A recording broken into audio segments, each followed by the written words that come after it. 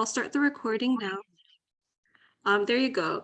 So yes, thank you so much for coming tonight. Welcome to the Hoboken Public Library STEM Careers Panel Discussion Series.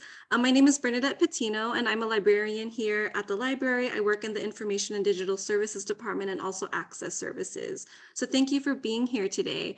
And tonight we have panelists, three panelists that are here to talk about their careers in STEM. They're at different stages in their STEM careers, and they'll get to share why they decided to pursue a STEM career, how they entered their field, what their experiences have been like, and any advice they have for students who are really curious and excited to start a career in a STEM field.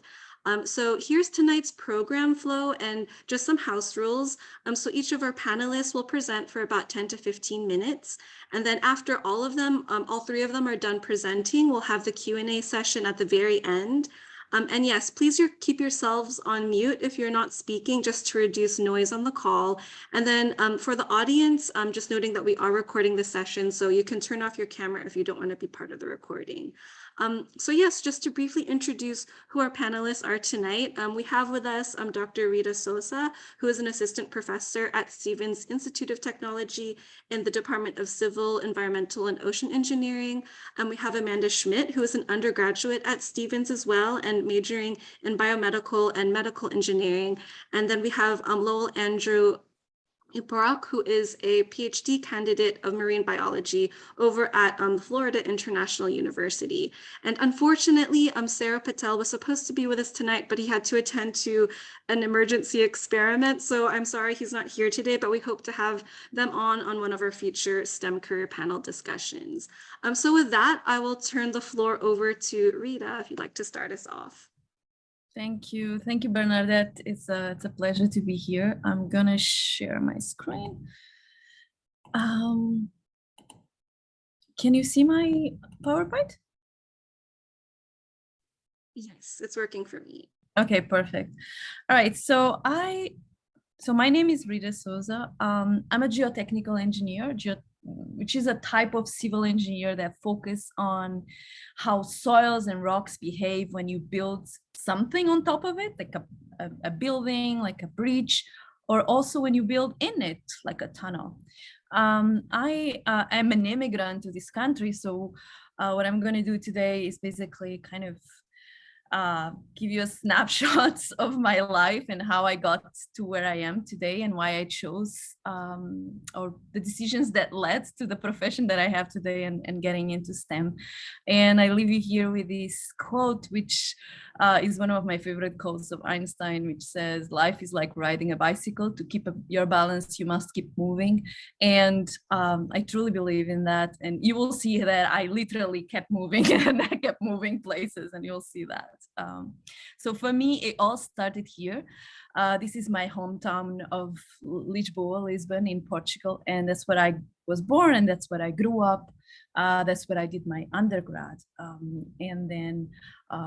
And then later on, I lived all around the world, and I'll get there to how I left Portugal.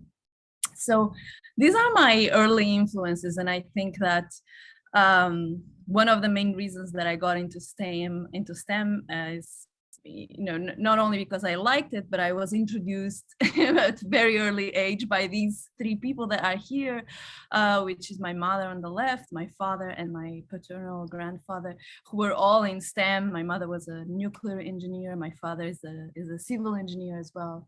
And my grandfather was a math teacher, but he was someone that was always building things out of recycled stuff. And I actually was the only girl in the family, but I was the eldest, and I was always with him, and he was always making me and teaching me how to build things out of wood and how to recycle stuff. We built those toys with the empty cans and things like that. And so I got introduced very early on to STEM, let's say. And my dad, who was a civil engineer, used to take me to at the time he was responsible for overseeing the construction of large dams when I was young in Portugal. And dams are just really these structures that are built across rivers that to hold off water, and it's normally they are used to store water, they are used to produce energy, they are used for flood control. And my dad used to take me on these construction sites and on these big dams, and when I was younger, and so I got really introduced to that. But what I didn't know, because looking from outside, what I didn't know was this hidden world behind or underneath those dams, is that underneath, under the ground, there were all of these caverns and tunnels, and I got to visit a lot of them. And I really, my dad used to go all around Portugal, and I used to go with him whenever I could. And I got to see that there was so much stuff hidden under the ground. There was so many structures and elements that were needed for these dams to be able to function and to produce energy and to store water. And I think that here was where my passion for the underground and the utilization of the underground started. I end up, growing up in Portugal. I did my undergrad in Portugal. And when I finished my undergrad, I really wanted to get out. I wanted to move out of Portugal. I've always felt that even though Lisbon is a capital city, I felt at the time that I was very constrained, that everybody was kind of thinking the same way. And I wanted to experience, and I end up, I had a short job right after undergrad, but then after 6 months, I decided that I was going to do a master's in civil engineering structures, and particularly in bridges and tunnels.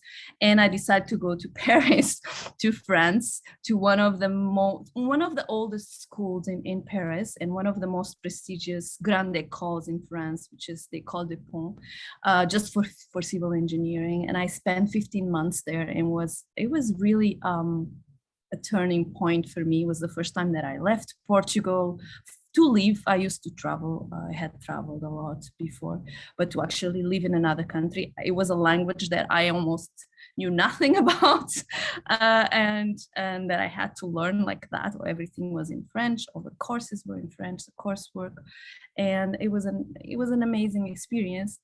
But I end up realizing that this wasn't my place. This wasn't my place. I was offered the job, but I ended up refusing it. And I said, no, I feel like this is not it. And I went back to Portugal. At the time when I went back to Portugal, they were building a lot of they were expanding the subway in Lisbon, in my hometown, and they were doing many tunnels, many lines. They were expanding a lot, and they needed a lot of engineers. And I thought, wow, this is a great opportunity.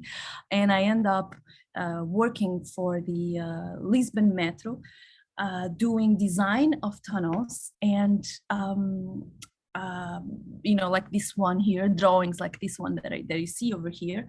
And then also part of my job was to actually supervise the construction or giving technical support to the construction of those tunnels. So during those 3 years that I was back in Portugal, I was designing these tunnels, how they were constructed, what type, the thickness of all of these elements, but also I was seeing them being built. So I was seeing these drawings come to life, and it was an amazing experience.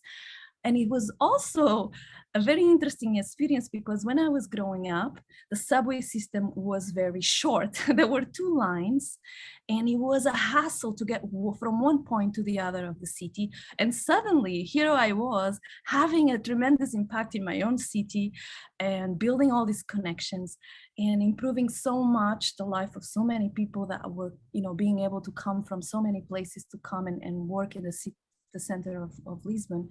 And I realized that, being an engineer, a civil engineer in this case, but that applies to many other engineering types, could have so much impact on people's lives. It isn't like, you know, a doctor, for example, has a tremendous impact on people's lives, but it's a one-to-one situation, it's a very personal situation.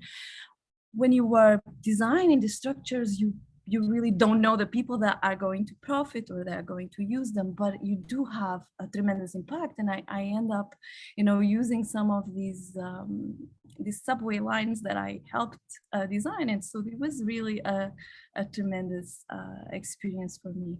After 3 years, I was back again.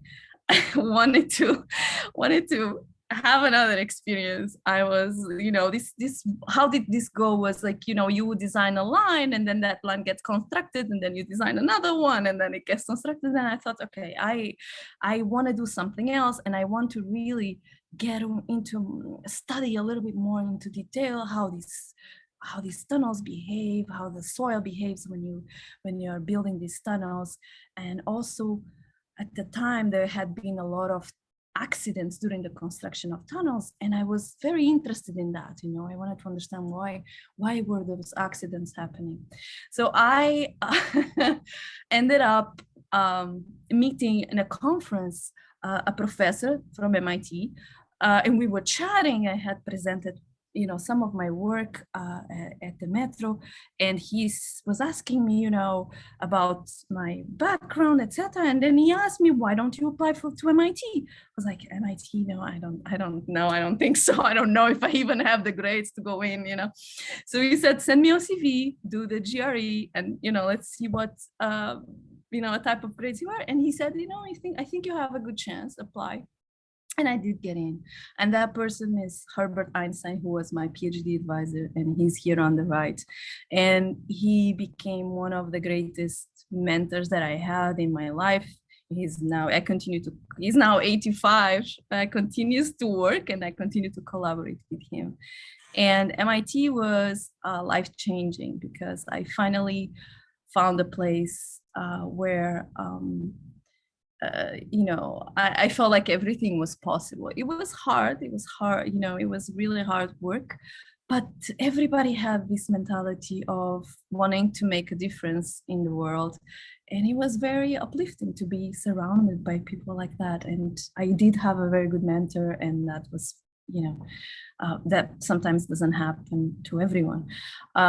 What did I do at MIT? I continued to work on tunnels. I was very into as growing up, I was always very into forensics and detective work. And so I decided to do some detective work in civil engineering and in tunneling. And I collected lots of data on tunnels that had collapsed, and I tried to figure out why. And I ended up building a model that would reduce the risks of tunneling during the construction. And here what you have is on the left, this is actually a tunnel in the city of Porto. This is the second major city in Portugal where there was an accident. And on the right, you have a tunnel in Lausanne in Switzerland where there was also a collapse.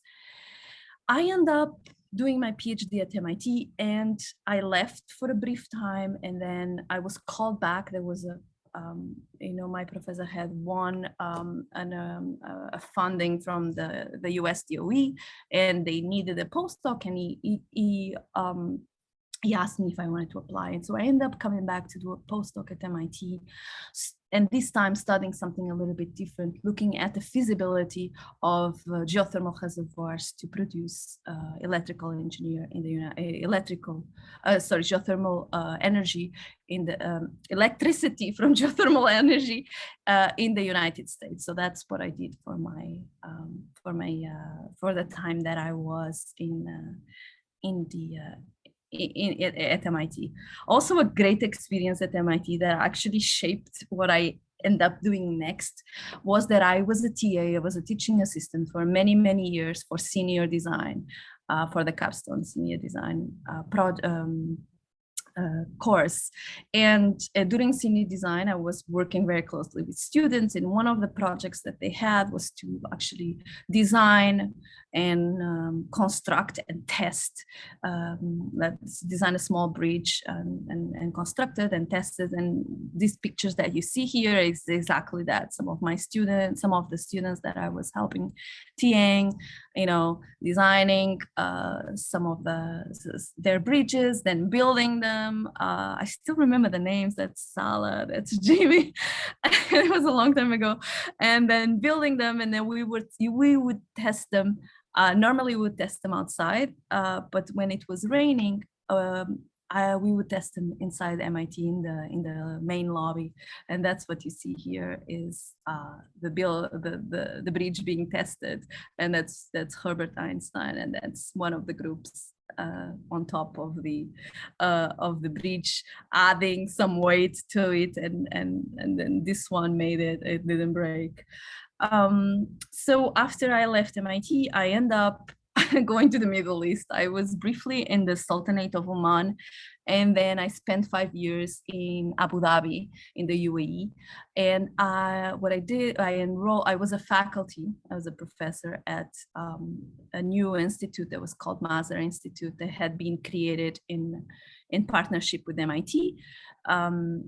And it was an institute was mainly focused on renewable energies, like solar energy, wind energy, geothermal, and on sustainability of large infrastructures.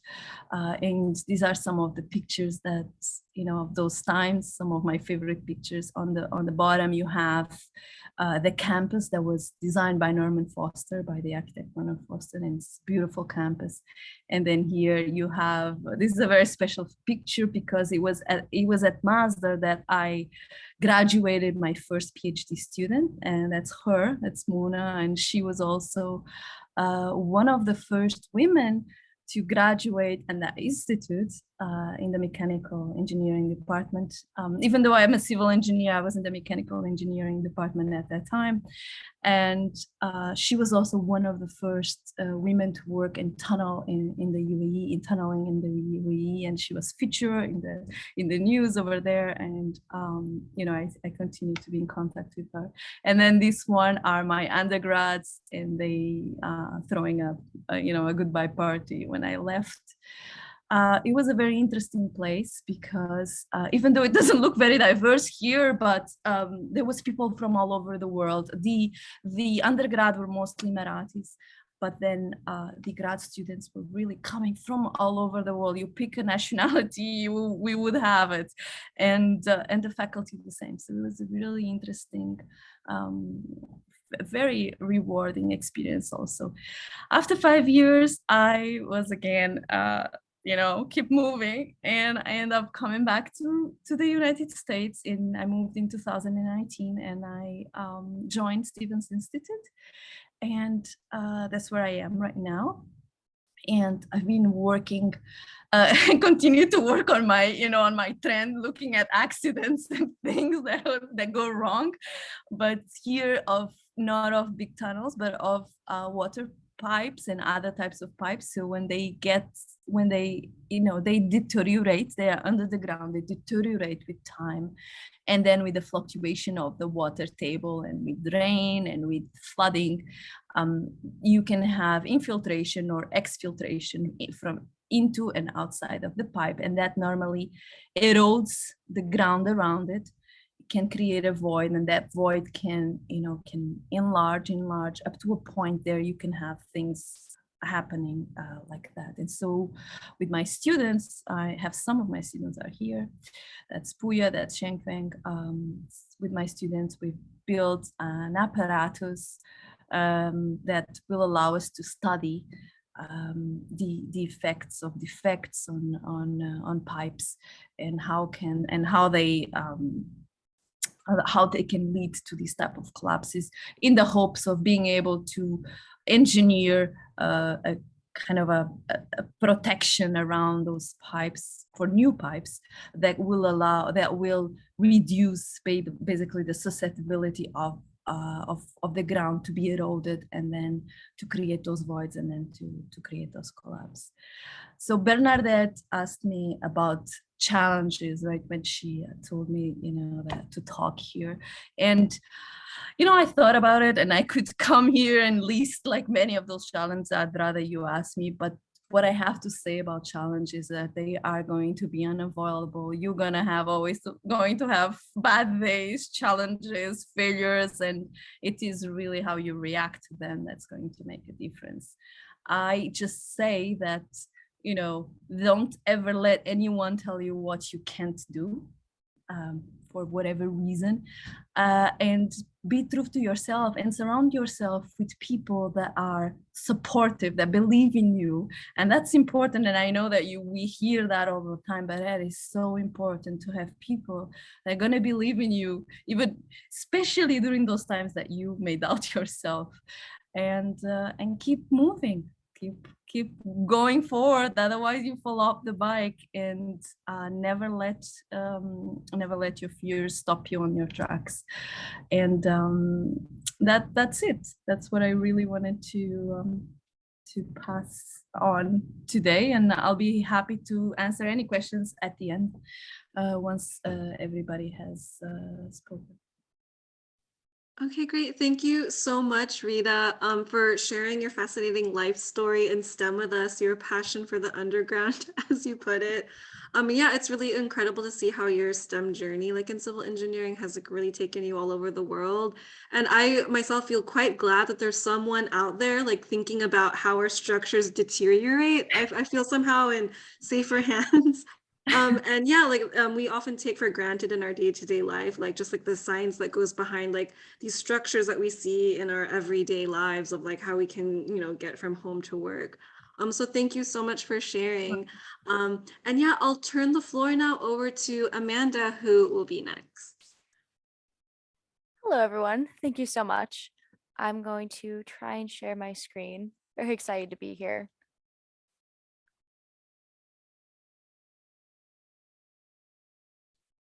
All right.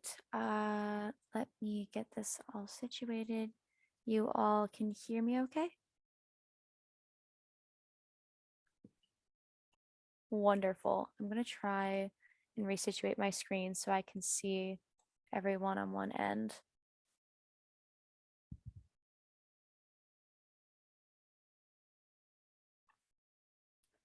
All right, so hello everyone. My name is Amanda. I am a 4 out of 5 undergraduate student at Stevens, and I am studying biomedical engineering.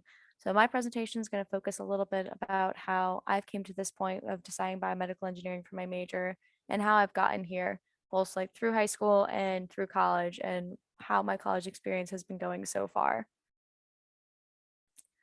So a little bit about me. I'm originally from Hillsborough, New Jersey, which is about 15 minutes outside of Princeton, about an hour away from Stevens. I have a dog. I feel like you can't have a presentation fully about yourself without including your pets.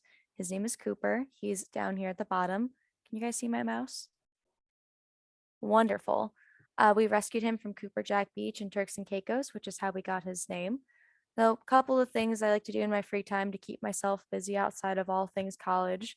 So, I see a little chat. Yeah, he's adorable.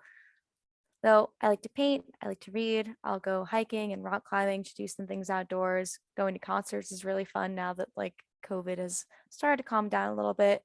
And I'll play poker and chess. And a little fun fact about myself is that I'm an EMT. So the what, how, and why and how behind biomedical engineering for me specifically. So growing up, maybe like elementary school, if people ever asked, "Oh, what do you want to be when you grow up?" I always answered doctor because I didn't really know too many professions at that point. At that point, there's police officer and fireman and doctor, and I thought doctor was cool. But I never really knew how to answer that question come like middle school and early high school. I knew I liked math and science, and medicine was still something that was kind of interesting. But around early high school, my mom and I sat down, we did a little bit of research, just trying to get an idea about what I might want to do when college rolls around. And we stumbled across BME. I thought it was super interesting because it blends all of that together. And it's a very broad and diverse major. There's like so much you can do within BME where you might see like prosthetics are very common. There's robotics, but you could also do like tissue engineering and bioinformatics and electronics. and so many different kinds of things. I've always thought prosthetics was where I would want to go, but after going this far into college, I'm not even sure. How I got here in high school, I took a couple of engineering related courses. So I took AP Bio, took AP Physics, took Calculus, and my high school offered a few engineering electives. These are by no means required, but if you do want to go into engineering, I do recommend taking Calculus and Physics. It'll help start you out pretty well for when you get into college, wherever you go. And I also did a couple of pre-college programs. I was able to do some summer studies at Rutgers, and I did some volunteering throughout high school. A lot of people volunteer like at a hospital or they're shadow a different engineer. There's a bunch of different ways to go about it, but this is how I did it. So knew I wanted to do biomedical engineering, figured out, okay, this is what I think I'm going to do when I get to college. What college do I go to? Uh, my biggest piece of advice is take a bunch of notes on every college tour you ever go to. Like write down everything you notice, like what you don't like, what sticks out, even like the dumb little thoughts, because it'll help keep things from blurring together, especially when it's like difficult to take photos or you're just trying to keep up with everything. Just scribble a bunch of stuff down. I still have that notebook. It's very beat up now, but my brother's touring schools, so happy to have been able to pass it on to him. I toured about 18 schools and applied to 10, which was a lot even before COVID. I know people are touring colleges a little less with how COVID has played out, but I started in 2018, so COVID wasn't even a thought yet. With college essays, I had one essay that I really liked and submitted everywhere with Common App. I had a bunch of people review it, like my teachers, family, friends. Have as many people as are willing to read it review your essays. And for supplementary stuff, just submit it when you can, submit as much as you can in that case. I also like took to the internet a lot, tried to do my own kind of research of just getting other people's experiences, simple things like figuring out what to bring to your dorm, what not bring to, like not to bring to your dorm, how to properly study for college exams, or even just like what kinds of clubs you want to join. Just getting a bit of an idea of what you might want to do in college before you get there. So my campus involvements, this is all that I've done since coming to Stevens in 2018 and how it's been like setting me up for what I hope to do when I graduate. So I feel like I can break down all of my involvements into 4 different categories where there's professional involvements, fun involvements, social involvements, and work-ish. Some of it was very work, some of it was kind of work. Professional stuff, I'm here through the Stevens chapter of the Society of Women Engineers. First thing that I joined, and one of the best clubs I think I've been able to be a part of is in my undergraduate career. I've been able to attend networking galas, I've planned events with alum, I've been able to go like on company sites and internship shadow tours, been able to really get well connected in my undergrad experience. And I also joined student government, but tangentially. So it's allowed me to be very involved in campus and kind of be familiar with what the no is, but in a very laid back sense. Highly recommend. It's good to know. Fun stuff. I mentioned I like to paint and play poker. So these are the clubs I like to do when I just need a break and de stress and there's a fun event going on. And some social organizations because making friends in college and just building a community is endlessly important. So I'm in Greek life. I like to climb. Great way to just take a break from school and just find other things to occupy your time.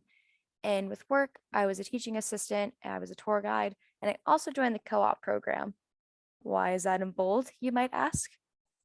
Because it is very important if you go to a place that offers it. So Stevens has a co-op program, a few other local engineering institutes do. It's a relatively unique offering that I'd say that Stephen has. But it's a 5-year program where you take every other semester off after roughly your 4th semester to work full time. So most of these institutions, these are just the ones that I listed that are pretty well known and semi-local to this area.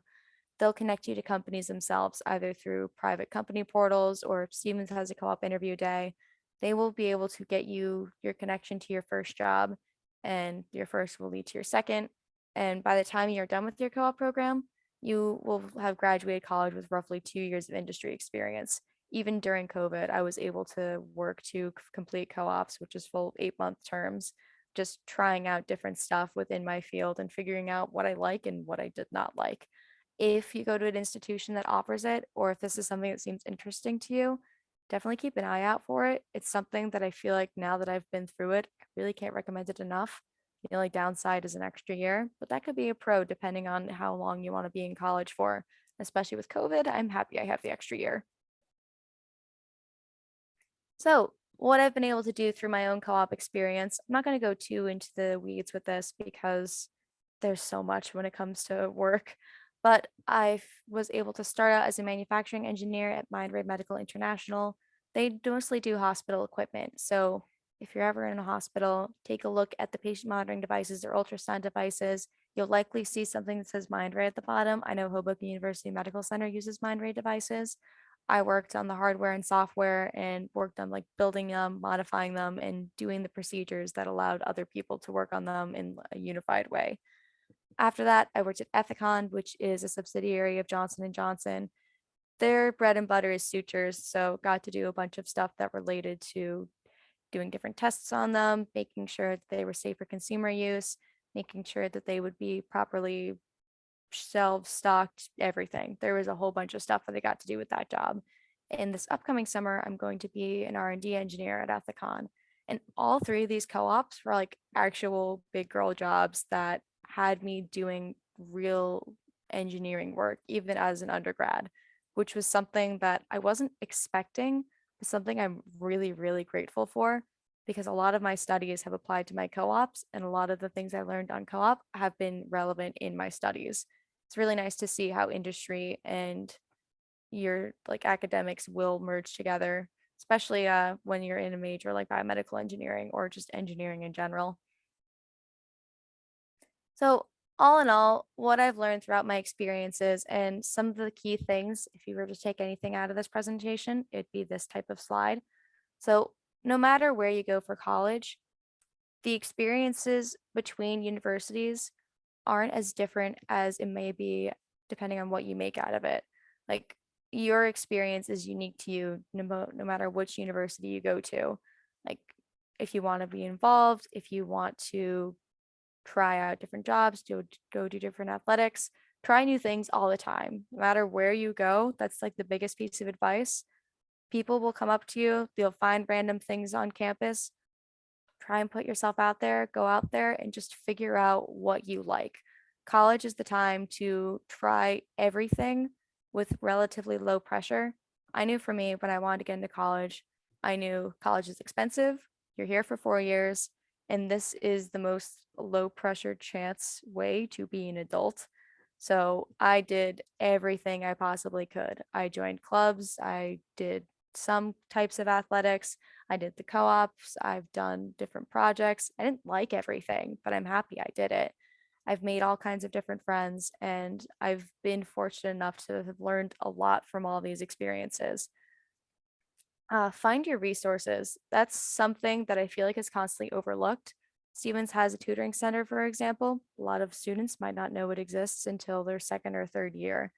Trying to figure out whether it's just through upperclassmen or doing some research, figure out what each institution offers and how you can tailor it to benefit your experience. Every college is going to have its own set of opportunities, but you have to go out and find them yourselves. Some schools will have career centers, they'll have writing and communication centers for figuring out essays. They'll have those tutoring centers and figure out how they might benefit you. I know some people might hear tutoring center and think, why would I want to go there and like spend my extra time working on my classes? The answer is you'll be with someone that knows how to do your homework and will probably be able to help explain it to you in a very quick and concise way. And that's been like my best experience with getting through undergrad. Below that, balance. Balance is something that is different for everyone. Balance is going to be however you see it. You find that throughout college, but it could mean you go to this one event and de-stress for an hour and go work for 12 hours after, or it could mean go and socialize for a day and then just work for a day, or spend every day as an even mix between work and school and studies, or maybe it's just studying for this exam and taking a nap after. Figure out what your degree of balance is and try and find what works for you and tailor your schedule around it. And last note, embrace the awkwardness of college and trying all these new things. You're not alone, especially in the beginning. Everyone's looking for friends. If you go in with the mindset of everyone's just trying to figure things out, it suddenly makes it a lot easier to go about it because you realize you're not alone.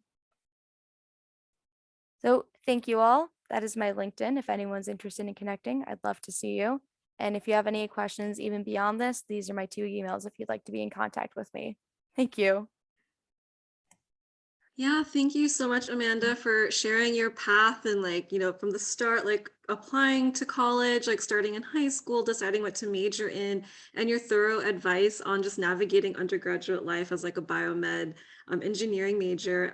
Yeah, and I think I really agree with your advice, like just taking advantage of what, the program offers and what the school offers, trying new things, and yeah, embracing the awkwardness. I really love that. Yes, and any questions for Amanda we'll reserve for the end.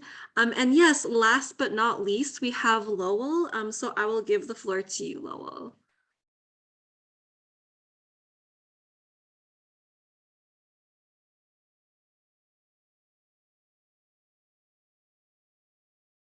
Perfect. So can you all hear me?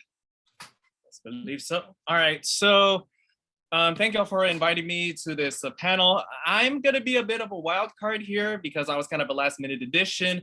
And I do appreciate all these different life stories. But for this presentation, I'm just going to show you one stage in particular, and that is my phase as a graduate student, because that's where I'm at right now. So I might be a little bit more focused on, on my research subject, getting people excited about it, and probably some life advice that goes associated with it. But just so I can give myself a bit of a backdrop, I am a marine biologist and ecologist by profession, but that didn't start out the way that it did, right? I originally came from a place called San Bernardino, California, and I don't have pictures to show it, but things to know, it is inland, surrounded by mountains and deserts, and it's 2 hours from the ocean. Is considered a very low income area, and whenever you hear news about San Bernardino, it's usually not a good thing. I, of course, I'm also a child of immigrants. Both of my parents come from the Philippines, and whenever they hear about science, they think that the go-to career path would be a medical doctor. When I did my undergraduate at my local university, Cal State San Bernardino, because of how local it is, I have a little bit of freedom to choose what I wanted to do. I love nature, and after trials and tribulations, which I know without going to, life has taken me to the other side of the country.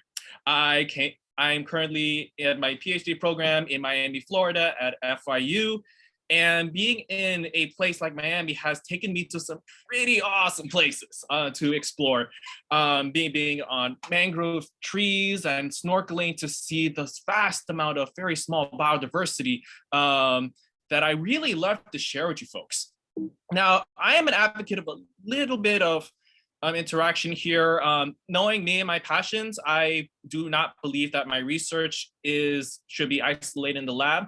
I love outreach. And I love teaching. I love connecting with people, and for reasons that I'll get into, this interaction between myself as a scientist and the people and communities around me have definitely shaped the way that I would see myself as a scientist, right? And I know we have not much people in the chat, and I don't know who has access to the teen zone, is what they call it. But y'all can shout out this answer or rapid fire in the chat. I use the word seaweed and or algae a lot. And I want y'all to hear y'all. What do you think of when you hear the word seaweed or algae? Just spit it out. Spit it. Yum. Ooh, interesting.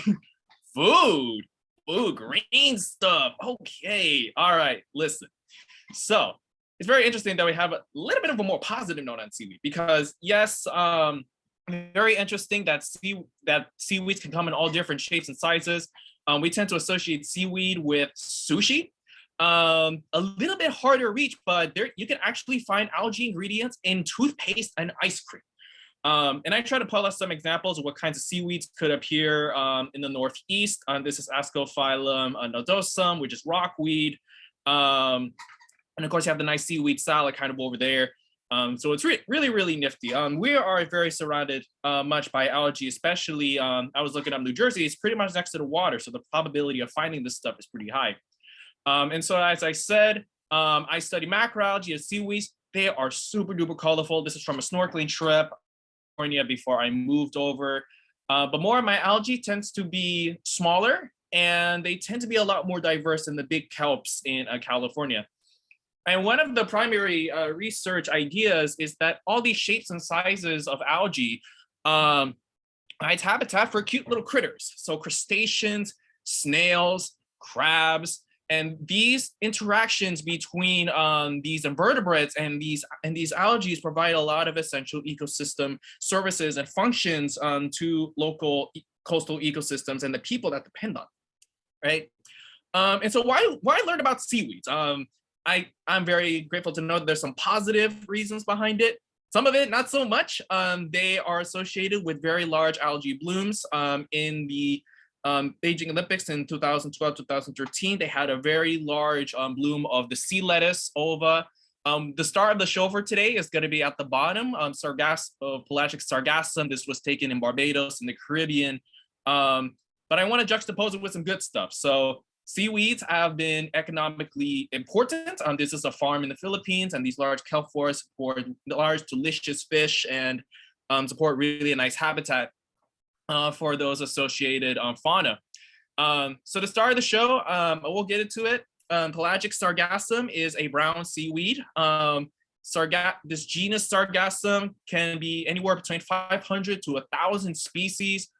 Depending on how you cut the science, but only 2 of them spend their entire life in the open ocean. They don't even have to touch ground until they're like dead.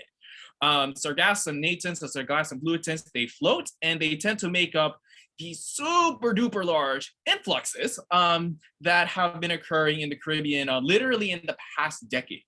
And when I was looking at how the sargassum is affecting beaches when I was doing my field work in Florida, I was inspired to figure out ways to bring people into science and to be able to work together for a collaborative solution.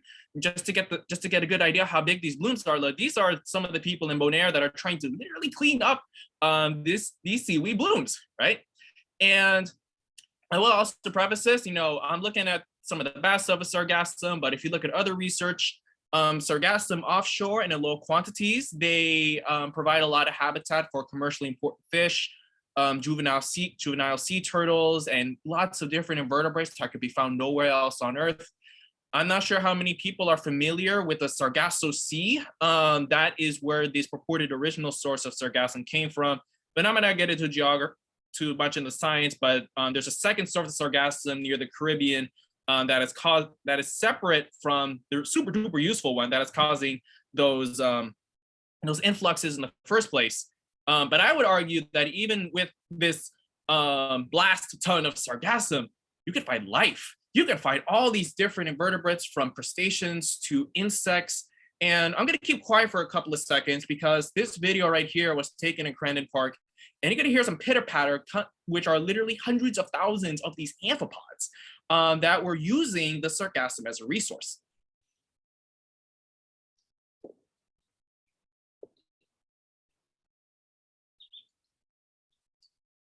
And so you can see here that each of those little pixels that you saw are literally all these little crustaceans that ironically are actually very good food if you are a shorebird or if you're an introduced iguana that is very hungry for some snacks. And so because of how large this problem is, there's a need to monitor and forecast sargassum. This is not my work. This is work as satellite imagery done at Florida State University. They do these satellite imagery models. They take these remote sensing images, very super duper nifty technology to kind of forecast the arrivals of sargassum month after month, year after year. But what's equally important, given this large geographic range, is the need to ground truth to verify these models. And that's when my citizen science project on sargassum, bringing in volunteers to take pictures of these influxes are really important. And this regional problem is challenging existing local monitoring, satellite monitoring programs, and getting volunteers to help out collect this data is going to be very important. And I recall that some of those previous pictures of sargassum that you saw, all of those were volunteer contributed. And as of today, we have a little over 4,700 observations within the past 3 years, and it's currently ongoing. And this is definitely no small part to this network of volunteers, not just in Florida, but also in Grand Cayman, in the Bahamas, in the Western Caribbean and Mexico in particular. And I speak on behalf of, I speak for high schools and what kinds of advice I can give to you. And I definitely support the other two folks' input. But if I have to give you one piece of advice, you can't do science without people. You can't do science without people.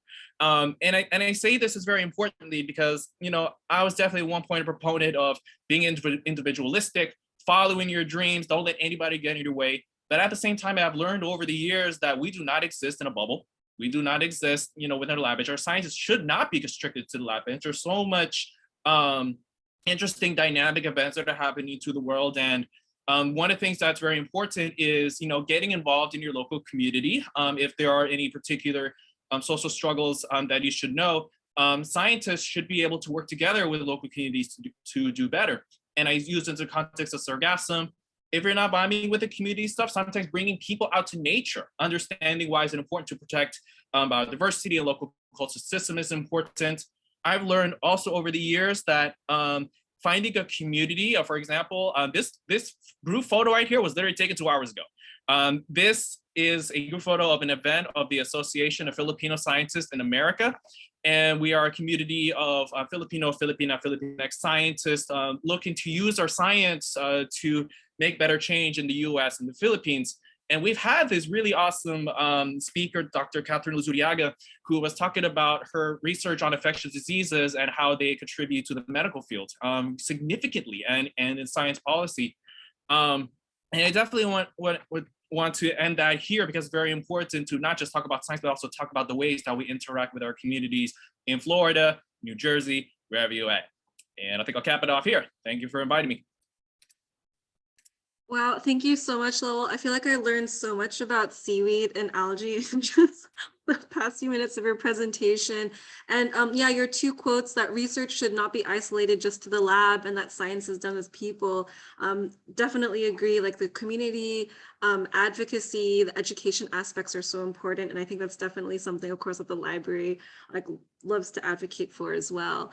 And yeah, throughout all the presentations, it's really amazing to see how all of your work has really impacted people's lives and the world we live in at large. And your sharings have really shown just how amazingly diverse STEM fields really are, since all of you came from, different backgrounds and studies. So now, let's move into the Q&A. I know we just have a few folks here on the Zoom call, but feel free to unmute yourself if you have a question. You can also type the question in the chat if you feel more comfortable doing that, but the floor is open for any audience questions for any of our panelists.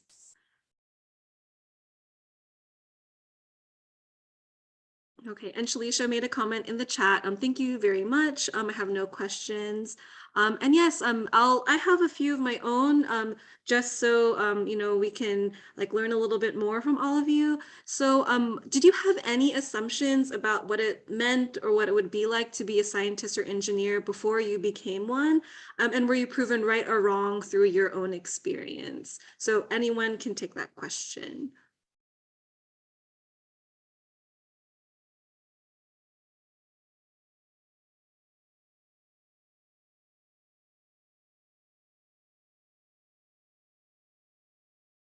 I mean, I could definitely start. I'm gonna be straight up honest and say that my parents were not very supportive initially when it comes to me taking a career in marine biology and ecology. There's still this stigma that whatever career that you take, you got to make sure that it leads to financial stability. And they're not wrong because they definitely live in a time and in a place where that is super duper necessary. And I think in order to do that, I'm gonna go back to what the other two say. Find opportunities and apply to them. I think what definitely helped them eventually being supportive is I took us some paid internships to do initially science that wasn't even marine biology. Like my first internship was actually in geology. We were studying earthquake faults. But the showing is hey, this is an actual career opportunity, and I had fun, and I was getting paid, and that definitely helped communicate and bridge that gap between what I think is very important in my career path, what science is versus what they thought was very important in the field of science. So I think it's very important to have these kinds of, very important, these kinds of communications so that we can get an understanding on what a scientist is, what they should be, and what they can do.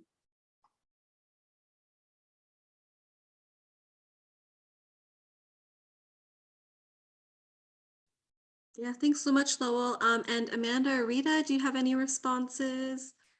Yeah, I kind of recognize my parent or my father into Lowell's parents, because if I had decided to be a marine biologist, I think my dad would have told me, "Are you gonna eat algae for the rest of your life?" or something like that. No, I can totally see that, and so I think today, being the United States and sometimes being, having these conversations it's so important, because when I grow up in Portugal, I could either be an engineer, a lawyer, or a doctor. That's it.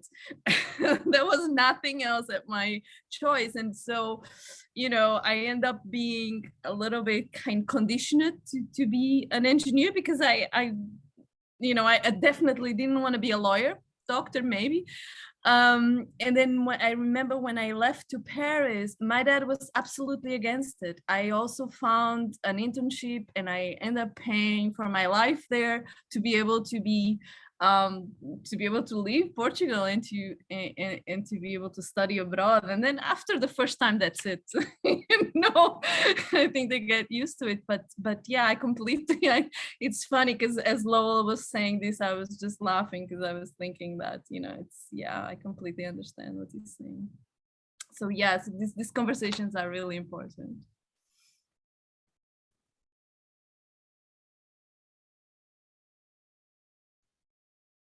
I've been trying to think. So is the question, just to reiterate, it was just like preconceived notions, and if I have a hard time thinking of it because I really tried my best to go into college with as little preconceived notions as I could. I had no idea what to expect because neither of my parents are STEM majors.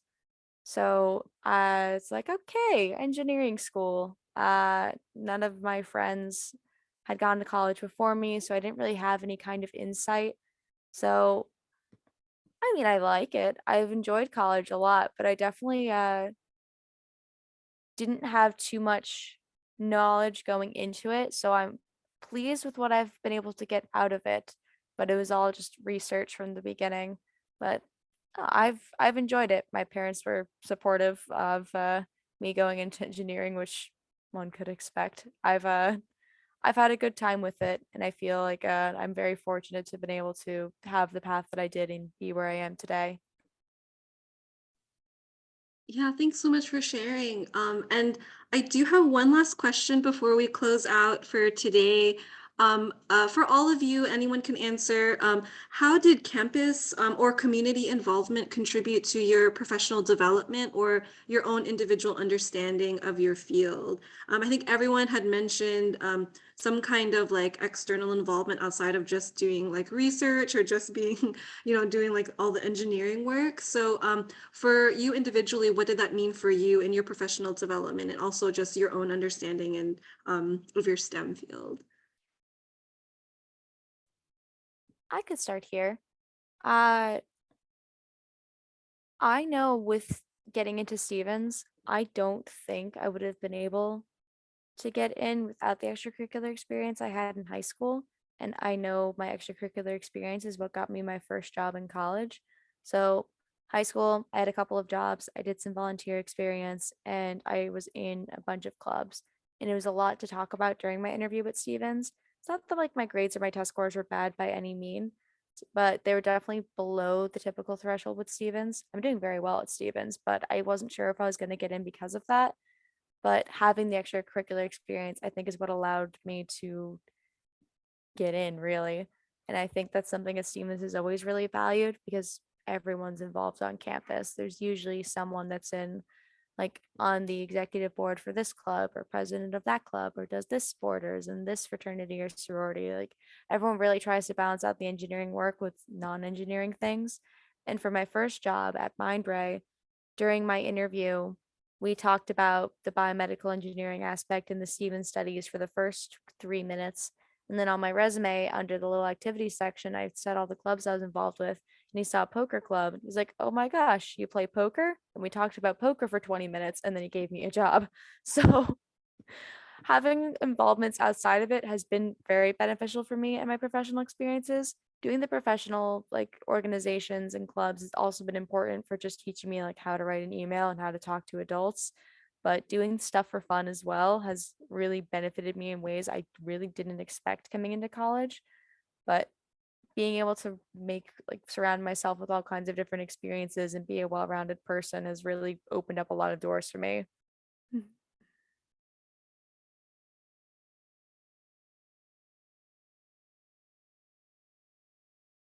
I guess I could go next.